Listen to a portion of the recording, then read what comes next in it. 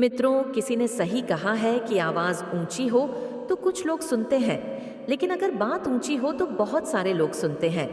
नमस्कार दोस्तों, एक छोटी सी कहानी। यह कहानी एक लड़के की है। 24 साल का लड़का जो सेठ के यहाँ पर नौकरी करता था। उसके माँ बाप इस दुनिया में नहीं थे। जिंदगी बड़ी परेशानी में चल रही थी। वह जाता था, रोजाना पैसे कमा करके घर आता था, खाना बनाता था, खाता था, सो जाता था। एक दिन उसने देखा कि एक बूढ़ा फकीर अपनी पीठ पर 3 ठेले लेकर एक शहर से दूसरे शहर की ओर जा रहा था। वह काफी बूढ़े भी थे और काफी देर से वह यूं ही सफर कर रहे थे और आखिरकार कुछ दूर और सफर करने के बाद वह चलते चलते थक कर एक पेड़ के नीचे बैठ गए।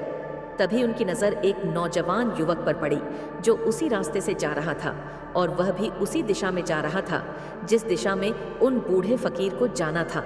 तभी वह लड़का उन बूढ़े फकीर के पास से होकर गुजरा। इस पर वह फकीर उस लड़के से कहते हैं, सुनो बेटा, क्या तुम मेरी थोड़ी सी मदद कर सकते हो? यह ठेला बहुत भारी है और मैं बूढ़ा हो चुका हूँ। मैं ज्यादा समय तक इनका बोझ नहीं उठा सकता और मैं बहुत थक भी चुका हूँ। तो क्यों ना तुम मेरे एक ठेले को ले लो और मुझे उस दूसरे गांव तक पहुँचा दो। इसके बदले में मैं तुम्हें 3 स्वर्ण मुद्राएं दूंगा।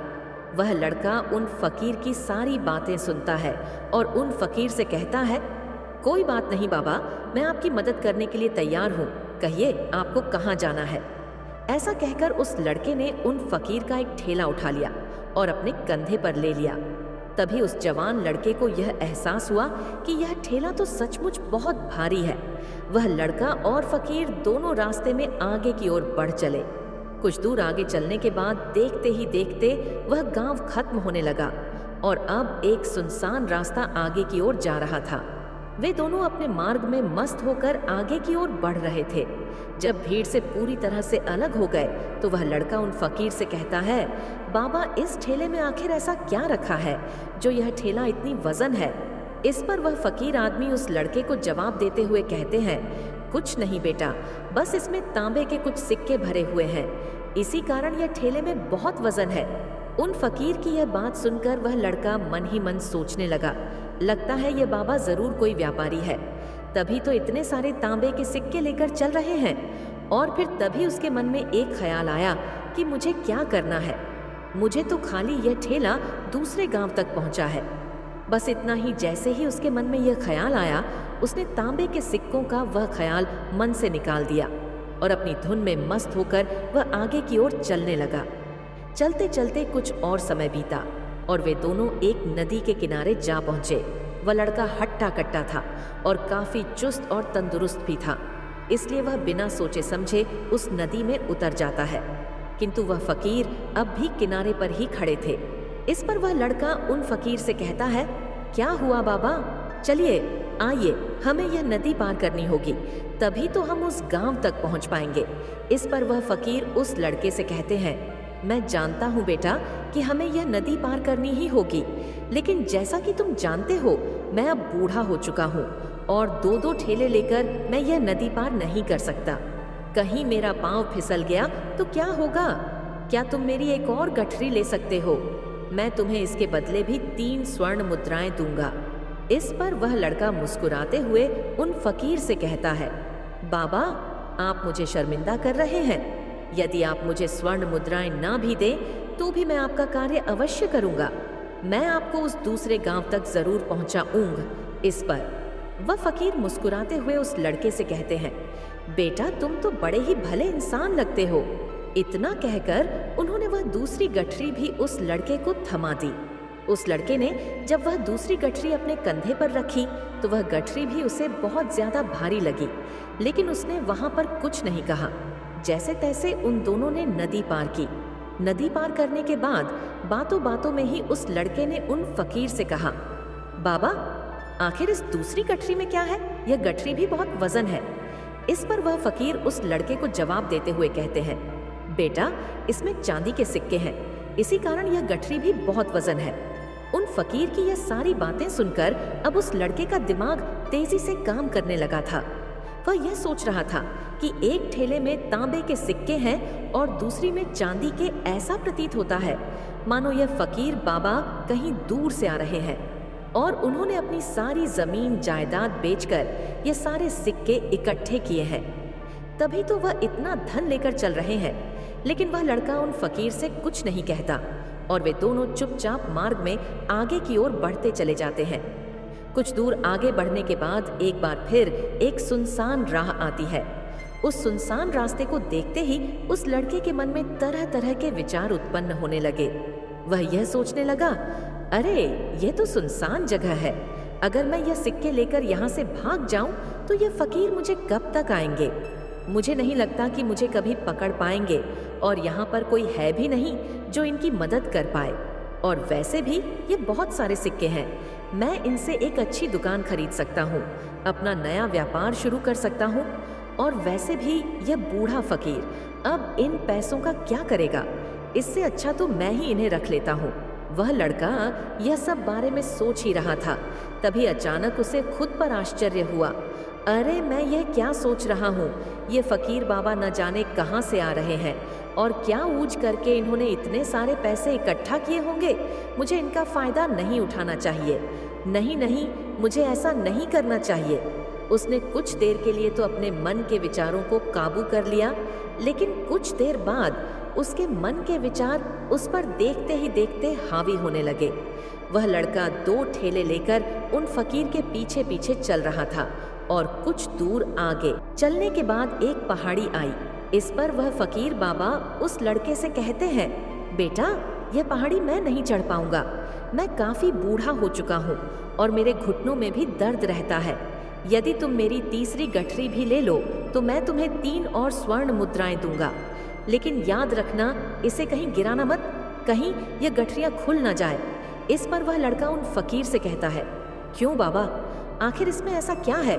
इस पर वह फकीर उस लड़के से कहते हैं, बेटा इसमें स्वर्ण मुद्राएं हैं। सुनकर वह लड़का मन ही मन बहुत प्रसन्न हुआ। उसने चुपचाप वह गठरी भी उन फकीर से ले ली और देखते ही देखते वे दोनों मार्ग में आगे की ओर बढ़ने लगे।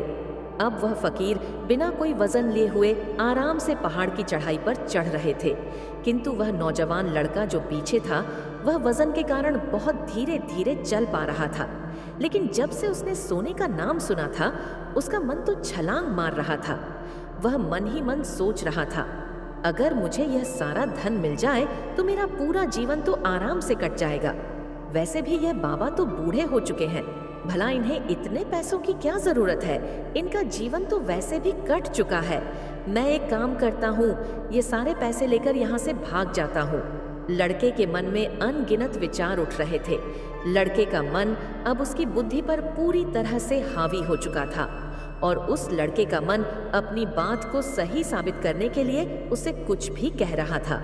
और तभी उस लड़के के मन में एक और विचार उत्पन्न हुआ और अब की बार वह लड़का यह सोच रहा था, लगता है यह फकीर बाबा कोई चोर है, वरना इनके पास इतनी सारे स्वर्ण मुद्राएं कहाँ से आएंगे। अगर यह कोई व्यापारी होते तो भला यह इस तरह से पैदल यात्रा तो नहीं करते, और अगर इनके पास इतने सारे पैसे थे तो यह कोई ना कोई साधन भी तो अवश्य कर सकते थे। लगता है यह कोई चोर है और चोर से चोरी करने में भला क्या बुराई है। यह सोचता हुआ वह लड़का अब उन फकीर से तेजी से आगे की ओर बढ़ रहा था और देखते देखते वह फकीर से आगे भी निकल चुका था। और वह यह सोच रहा था कि जैसे ही इस पहाड़ की ढलान आएगी मैं तीनों गठरियां लेकर भाग जाऊंगा, इससे यह सारे पैसे मेरे हो जाएंगे और मेरी गरीबी भी हमेशा हमेशा के लिए दूर हो जाएगी। मैं जो चाहूंगा मैं वह कर पाऊंगा, मेरे पास बहुत सारा धन होगा। और देखते देखते वह दोनों पहाड़ की चोटी पर पहुंच गए और अब ढलान का रास्ता शुरू होने वाला था। तभी वह लड़का उन फकीर से नजरें बचाकर वह तीनों गठरियां लेकर भागता हुआ आगे बढ़ गया। अब उसे अपना शरीर बहुत हल्का महसूस हो रहा था, मानो उसे उन तीनों ठेलों का वजन तक ना मालूम पड़ रहा हो। काफी दूर दौड़ते दौड़ते किसी तरह से वह अपने आप को बचते बचाते अपने घर पहुंचा। उसके खुशी का कोई ठिकाना नहीं था। उसने सोचा, क्यों ना मैं जल्दी जल्दी इन गठरियां में से वह सारे पैसे निकाल लूं। यह सोचकर जब उसने गठरियां खोली तो पहली गठ में उसे लोहे से जंग भरे हुए सिक्के मिले। यह देखकर उसे यकीन नहीं हुआ। इस पर उसने फटाफट दूसरी गठरी भी खोल डाली, उसमें भी उसे लोहे के जंग लगे हुए सिक्के ही निकले। ये सब देखकर वह लड़का बड़ा हैरान था। आखिर ये सब क्या हो रहा है?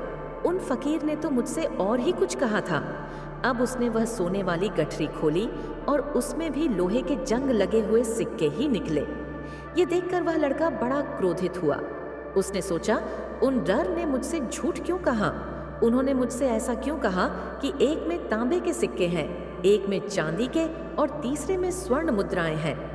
वह यह सब सोच ही रहा था कि तभी उसकी नजर उस थैले में पड़े एक पत्र पर पड़ी। उसने वह पत्र उठाया और उस पत्र में लिखा था, यह पूरा नाटक ईमानदार व्यक्ति की खोज करने के लिए रचा गया है और मैं इस राज्य का राजा हूँ। मेरी कोई संतान नहीं और इसीलिए मैंने यह षड्यंत्र रचा है ताकि मैं अपने राज्य में किसी एक ऐसे ईमानदार व्यक्ति की खोज कर सकूं जो मेरे बाद इस राज्य का राजा बन सके और इस राज्य भार को संभाल सके। और इस राज्य का भार वही संभाल सकता है जो पूरी तरह से ईमानदार हो, जिसके मन में किसी प्रकार का कोई लालच ना हो। इतना पढ़ते ही वह लड़का जोर जोर से चिल्लाने लगा। वह सर पकड़कर बैठ गया। वह यह जानता था कि यदि वह अपने मन के विचारों पर काबू कर लेता तो उसका जीवन संवर सकता है, लेकिन वह अपने मन के विचारों पर काबू नहीं कर पाया। दोस्तों, महात्मा बुद्ध कहते हैं कि मन ही सब कुछ है। आप जो सोचते हैं वही बनते हैं। इसलिए आपका सबसे बड़ा दुश्मन भी आपको उतना नुकसान नहीं पहुंचा सकता जितना कि आपके मन के यह अनियंत्रित विचार पहुंचा सकते हैं। महात्मा बुद्ध कहते हैं, अपने भीतर ध्यान से देखो। हमारे भीतर जो विचार चल रहे हैं वही विचार शब्द बनते हैं और शब्द कर्म के रूप में प्रकट होते हैं। बार बार दोहराने पर कर्म बर्ताव में बदलता है और धीरे धीरे समय के साथ बर्ताव चरित्र में परिवर्तित हो जाता है और यही चरित्र हमारे भाग्य का निर्माण भी करता है। इसलिए हमें हमेशा अपने विचारों के प्रति सजग होना बहुत आवश्यक है। हमें जागरूक होना बहुत आवश्यक है। हमें यह जानना जरूरी है कि हमारे मन में किस प्रकार के विचार आ रहे हैं। आगे महात्मा बुद्ध कहते हैं कि कमजोरी हमेशा छोटे विचार से शुरू होती है। यह एक बीज के रूप में होती है और यदि इस बीज को नष्ट न किया जाए तो यह छोटा सा विचार बहुत जल्द ही एक विशाल वृक्ष का रूप ले लेता है और हमारी बुद्धि की सोचने और समझने की क्षमता को पूरी तरह से नष्ट कर देता है। जिस प्रकार आपने इस कहानी में देखा किस प्रकार उस जवान लड़के का मन उस पर हावी हो चुका था और उसकी सही और गलत सोचने की क्षमता पूरी तरह से नष्ट हो चुकी थी, जिस कारण वह यह समझ नहीं पाया कि उसे क्या करना चाहिए और उसके लालच ने उसके भीतर इतनी ऊर्जा भर दी कि वह तीनों ठेले उठाकर इतनी तेजी से वहां से आगे भी बढ़ गया। इसीलिए जब आपके मन में पहली बार कोई गलत विचार उत्पन्न हो तभी उसे जड़ से उखाड़ देना चाहिए, अन्यथा वह विशाल वृक्ष का रूप लेगा और आपको किसी न किसी गलत राह पर वह ढकेल ही देगा। आप चाहकर भी उसे रोक नहीं पाएंगे। लेकिन अब आपके मन में यह प्रश्न उठ रहा होगा कि हम भला अपने मन के विचारों को कैसे नियंत्रित करें। हमारा मन तो इतना चंचल है, वह इतना शक्तिशाली है कि वह हम पर हावी हो ही जाता है। हम चाहकर भी उस पर नियंत्रण नहीं कर पाते। इसका जवाब में महात्मा बुद्ध हमें दो बातें समझाते हैं। पहली बात, सही इरादा विकसित करो। कई बार आपने देखा होगा कि आपके मन में कुछ और होता है किंतु आप कहते कुछ और है, क्योंकि आपके मन के भीतर जो कुछ बसा है वही आपके मुख से बाहर भी निकल रहा है। लेकिन जब हमसे वह गलती हो जाती है तो उसके बाद हमारा मस्तिष्क अच्छी तरह से काम करना शुरू कर देता है। हमारे सोचने और समझने की क्षमता एक बार फिर से जागृत हो जाती है और ऐसी अवस्था में हमें यह एहसास होता है कि हमसे गलती हो गई है और फिर हमारा मन दुखी हो जाता है। हमारा मन अफसोस से भर जाता है और इस भारीपन और दुख से बचने के लिए महात्मा बुद्ध हमें सही इरादा विकसित करने के लिए कहते हैं। इसके लिए जब भी आप कोई कार्य करने जा रहे हो तो सबसे पहले आपको यह खुद से पूछना चाहिए कि जो कुछ भी मैं करने जा रहा हूँ इसके पीछे मेरा इरादा क्या है। क्या मैं दूसरों को दुख पहुंचाना चाहता हूँ या दूसरों को नीचा दिखाने जा रहा हूँ या मुझे खुद को ऊपर उठाना है। खुद से सवाल कीजिए, खुद को जागृत कीजिए। जब आप इरादों के प्रति सचेत होने लगेंगे, जब आप विचारों के प्रति सजग होने लगेंगे, तभी आपके भीतर सकारात्मक ऊर्जा का प्रवाह होगा। तभी आप सकारात्मक इरादों से जुड़ने लगेंगे और आपके मन के भीतर बसी हुई वह नकारात्मक ऊर्जा और नकारात्मक इरादे दिन ब दिन कम होने लगेंगे। परंतु याद रहे, आपको यह हर रोज करना होगा और आपको यह हमेशा ध्यान रखना होगा कि आपको केवल अच्छा सोचना है। आपके इरादे हमेशा अच्छे होने चाहिए, तभी आप दुख और तकलीफों से बच सकते हैं। अन्यथा आप इसी तरह से दुख और तकलीफों में घिरे ही रहेंगे और आप कभी इससे निकल नहीं पाएंगे। दूसरी बात, मन के प्रति सजगता विकसित करो, जिससे आपका मन देखते देखते शांत होगा और आपके मन के भीतर बसी हुई वह नकारात्मक ऊर्जा, नकारात्मक विचार खत्म होने लगेंगे और आप शांति की ओर आगे बढ़ेंगे। और आपको इसके लिए बस इतना ही करना है कि इस पल में जो कुछ भी हो रहा है, आपकी आंखों के सामने, आपके भीतर जो कुछ भी जैसा भी चल रहा है, बस उसे देखते रहना है। अपने मन के अच्छे बुरे विचार, अपनी भावनाएं और अपनी यादों पर बिना प्रतिक्रिया दिए उन्हें केवल देखते रहना है, जिससे आपके मन के सारे विचार देखते ही देखते खत्म होने लगेंगे। आपका मन खाली होने लगेगा और आप नकारात्मक विचारों से न सोच से बच सकते हैं और आप इन दुख और तकलीफों से भी दूर रह सकते हैं। इसीलिए महात्मा बुद्ध कहते हैं, जो स्वयं को देखता है वही सबसे बड़ा तपस्वी है। अर्थात जो अपने मन में चल रहे उन विचारों को बिना प्रतिक्रिया दिए हुए केवल देखता है और उन पर कोई भी प्रतिक्रिया नहीं करता, बस उन्हें देखता और समझता है, वास्तविकता में वही मन पर नियंत्रण भी कर सकता है और वही अपना जीवन सुखी और खुशहाली तौर पर जी सकता है। इसलिए यदि आप भी अपने जीवन को सुखी और खुशहाल बनाना चाहते हैं, तो आपको सबसे पहले अपने मन पर नियंत्रण साधना ही होगा। अपने मन को खाली करना ही होगा। अपने मन के विचारों के प्रति आपको सजग होना ही होगा। दोस्तों, उम्मीद है कि आपने आज की इस वीडियो से जरूर कुछ ना कुछ सीखा होगा। अगर आपको यह कहानी अच्छी लगी हो तो इस वीडियो को लाइक करें और हमारे चैनल हिंदी ज्ञान फॉर यू को सब्सक्राइब करें। धन्यवाद।